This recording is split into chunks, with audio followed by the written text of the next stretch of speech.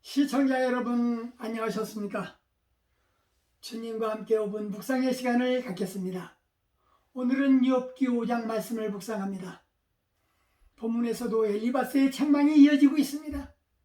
그는 욥에게 한탄과 원망의 말을 그치고 하나님께 순종할 것을 종용합니다. 비록 범죄로 인해 징계를 받더라도 하나님을 의뢰한다면 다시 회복시켜 주실 것이라는 뜻입니다.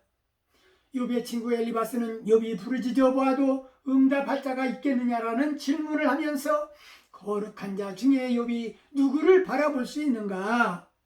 분노가 미련한 자를 죽이고 시기가 어리석은 자를 멸한다고 했습니다. 재앙은 티끌에서 일어나는 것이 아니요 고난은 흙에서 나는 것이 아니라고 하면서 인생은 고난을 위하여 태어났고 불길과 위로 날아가는 것과 같다라는 것입니다. 하나님은 크고 청량할 수 없는 일을 향하시고 기이한 일을 셀 수 없이 행하시며 비를 땅에 보내시며 낮은 자를 높이 드시고 슬퍼하는 자를 상기시켜 안전한 곳에 있게 하시고 게으른 자의 계교를 파하시고 그 손으로 하는 일을 이루지 못하게 하시니 그러므로 가난한 자가 소망이 있고 불의가 스스로 입을 막는다라는 것입니다. 하나님께 징계를 받는 자가 복이 있나니 전능자의 정책을 업신여기지 말라고 하는 것입니다.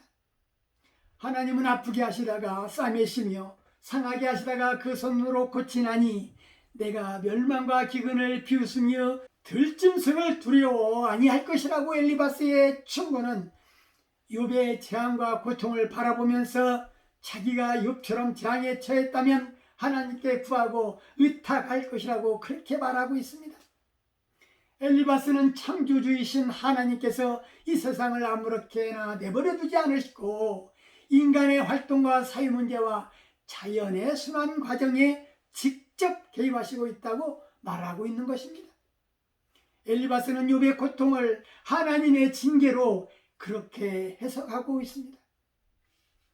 참으로 무지한 사람이 고난받는 것을 어떻게 거룩하시고 의로우신 하나님께서 허락하실 수 있는가 하는 문제입니다. 이것은 절대 불가능하다고 엘리바스는 주장합니다. 또한 엘리바스는 어떤 사람이 고난을 당하는 것은 그가 죄를 범했기 때문이라고 말합니다. 그러므로 하나님께 돌아와서 그분의 징계를 감수하고 다시금 은혜가 회복되길 기다리는 것이 최선의 길이라고 이야기하고 있습니다. 엘리바스는 말에는 많은 진리가 들어가 있지만 그의 진단은 욥의 경우 빗나간 것입니다. 재난이 무지한 자에게는 찾아오지 않고 죄인들에게만 찾아온다라는 보응의 원리가 통하지 않는 경우도 세상에는 빈번한 것입니다. 그러므로 엘리바스와 같이 이웃의 재난에 대해서 그것이 죄로 말미암았다고 섣불리 단정하는 것은 옳지 않는 것입니다. 특별히 성경은 무릇 그리스도 예수 안에서 경건하게 살고자 하는 자는 핍박을 받는다고 말합니다.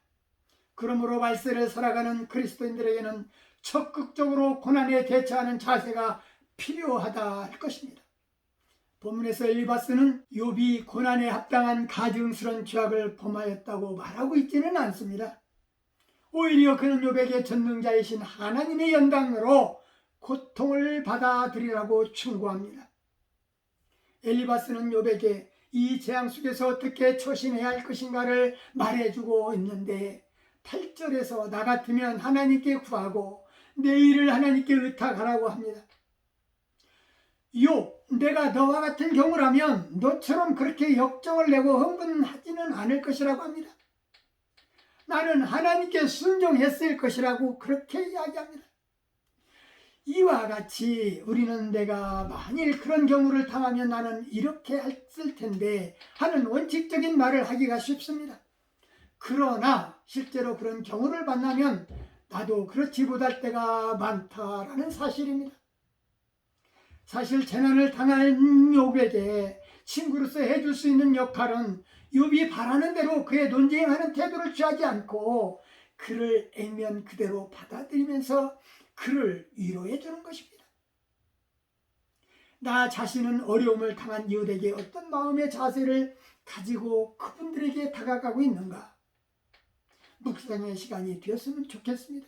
본문에서 시기가 어리석은 자를 멸한다고 했는데 시기하면 범죄하게 되고 사랑이 메마른 자는 시기할 수밖에 없습니다. 시기는 이웃에게 미움을 받는 것이고 성도 중에 시기하는 사람이 있다면 시험에 노출될 수밖에 없다는 사실을 우리는 잊지 않도록 해야 할 것입니다. 오늘 말씀 여기까지입니다. 시청해 주셔서 대단히 감사합니다. 내일 다시 뵙겠습니다. 안녕히 계십시오.